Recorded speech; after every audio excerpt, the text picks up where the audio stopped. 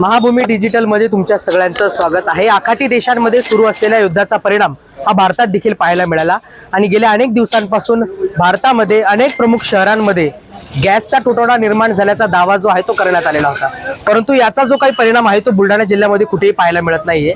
मी एका हॉटेलवर उभा आहे, बुलढाणा जिल्ह्यातलं देऊळघाट हे गाव, आणि या हॉटेलचं वैशिष्ट्य असं आहे की इथे केवळ आणि केवळ भात्याभर चहा बनतो, त्यामुळे गॅस वापरण्याचा प्रश्नच या ठिकाणी उद्भवत नाही। या हॉटेलचे चालक आपल्या बरोबर आहेत। काय सांगाल, किती वर्षांपासून तुम्ही हा भात्याभरचा चहा बनवतो आणि गॅस तुम्ही आतापर्यंत वापरलाय का कधी? 25 साल से गैस पे चाहिए, कोयले पे चाय बना रहे हैं हम 25 साल से। 1 रुपया चाय से 5 रुपया चाय होगी। अभी तक 25 से 30 साल से हमारी जो है ना तो कोयले पे चाय चलती है हमारी। हमको गैस से कोई मतलब नहीं। तुम गैस का गैस जो है तो सिर्फ घर पे लगता है हमको, यहाँ नहीं गैस वापरते हम, सिर्फ घर के वास्ते गैस लगता बस।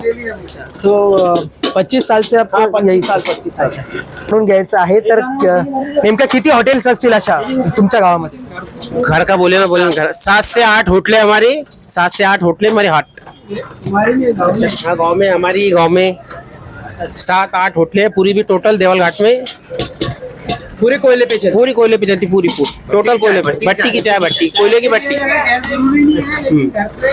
ऐसा बोललो। आणि जेव्हा सुरुवात केली होती, सुरुवात केव्हा केली होती, कितीचा चहा मिळायचा? 1 रुपए की चाय थी जब 25 पहले 20 साल पहले 1 रुपए की चाय थी। अब 25 साल हो गए, 5 रुपए की चाय होगी अब। आणखी काही या ठिकाणी ग्राहक आपल्या सोबत आहेत। किती वर्षांपासून तुम्ही हॉटेलचा चहा पिता? 20 साल से करीबन पी रहे हैं चाय। एक नंबर चाय 5 रुपए, आप पहले 1 रुपए से पी रहे थे। और टोटल कोयले की भट्टी की चाय मिलेगी तुमको 1 नंबर।